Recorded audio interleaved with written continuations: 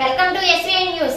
Visakha steel plant ఉత్పత్తి ప్రారంభించిన గత 33 ఏళ్లలో ఎన్నడూ లేని విధంగా విశాఖ స్టీల్ ప్లాంట్లోని మొదటి విభాగమైన కోక్ ఓవెన్కు అవసరమైన కోకింగ్ కోల్ కొరతను యాజమాన్యం సృష్టించింది.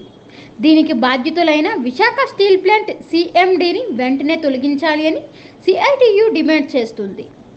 చరిత్రలో నేను ఎప్పుడూ ఇవ్వలేదు. ప్లాంట్ యొక్క డిజైన్ కూడా ఆ రకంగా ఉంటుంది. నెల రోజుల ముందే మొత్తం ఖనిజం అంతా కూడా ఏ డిపార్ట్మెంట్కి ఆ డిపార్ట్మెంట్, అది ఐరన్ ఓర్ కానీ కోక్ కానీ కోకింగ్ కోల్ కానీ మిగిలిన అన్ని రకాలైనటువంటి ముడి సరుకులు ముందే నిల్వ చేసి ఉంటాయి. కానీ ఈరోజు గత 5 రోజుల్లో వరుసగా కానీ చూసినట్లయితే బ్యాటరీస్ అనేటువంటిది కోకో అనేది ప్రథమ డిపార్ట్మెంట్, లైఫ్ లైన్ అంటాం. స్టీల్ ప్లాంట్కి అది లైఫ్ లైన్. అలాంటి దానిలో బ్యాటరీస్ పనిచేస్తే దానిలో వచ్చేటువంటి గ్యాసెస్ వల్ల మొత్తం ప్లాంట్ అంతా నడుస్తుంది.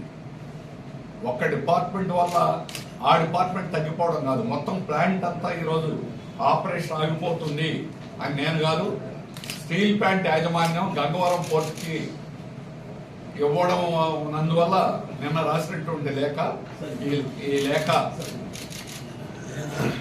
లేఖ ప్రకారం మొత్తం స్టీల్ ప్లాంట్ ఆపరేషన్ మొత్తం ఆగిపోతున్నది అని చెప్పేసి స్టీల్ ప్లాంట్ యాజమాన్యం గంగవరం పోర్టుకు రాసింది.